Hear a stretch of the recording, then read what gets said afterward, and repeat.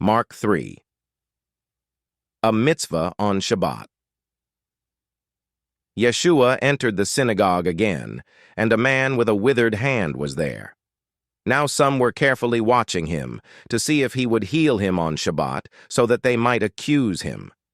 He said to the man with the withered hand, "Stand up here in the center." Then he said to them, "Is it permitted on Shabbat to do good or to do evil, to save a life or to kill?" But they kept silent. After looking around at them with anger, grieved by their hardness of heart, he says to the man, "Stretch out your hand." And he stretched it out, and his hand was restored. The Pharisees went out right away with the Herodians and began plotting against him, how they might destroy him. Crowds clamor for Yeshua. Yeshua withdrew to the sea with his disciples, and a large crowd from the Galilee followed. From Judea and from Jerusalem and from Idumea and beyond the Jordan and around Tyre and Sidon, a great number, hearing all he was doing, came to him. He told his disciples to have a small boat ready for him because of the crowd, so that they wouldn't mob him.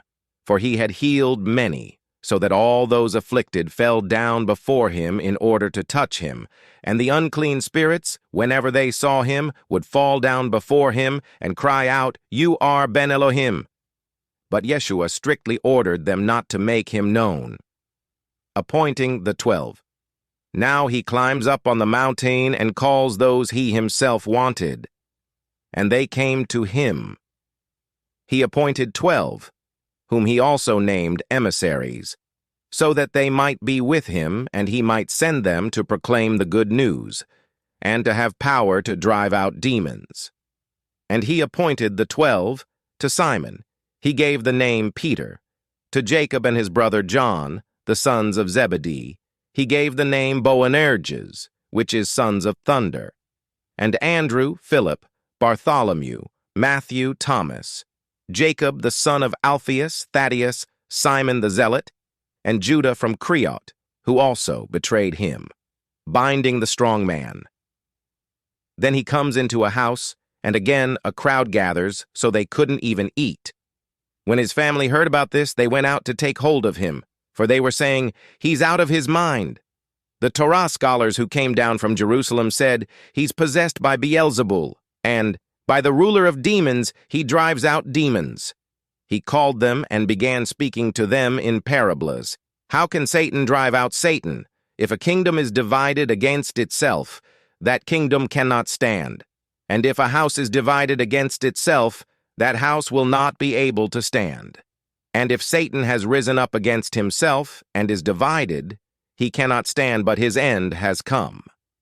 But no one can enter a strong man's house to ransack his property unless he first ties up the strong man. Then he will thoroughly plunder his house. Amen, I tell you, all things will be forgiven the sons of men, the sins and whatever blasphemies they utter. But whoever slanders the Ruach HaKodesh never has release, but is guilty of an eternal sin. For they were saying, "He has an unclean spirit." A spiritual family begins. Then his mother and brothers come. Standing outside, they sent word to him, summoning him. A crowd was sitting around him, and they tell him, "Look, your mother and your brothers are outside looking for you." Answering them, he said, "Who are my mother and my brothers?" Looking at those sitting in a circle around him, he said, "Here are my mother and my brothers, for whoever does the will of God, he is my brother and sister and mother."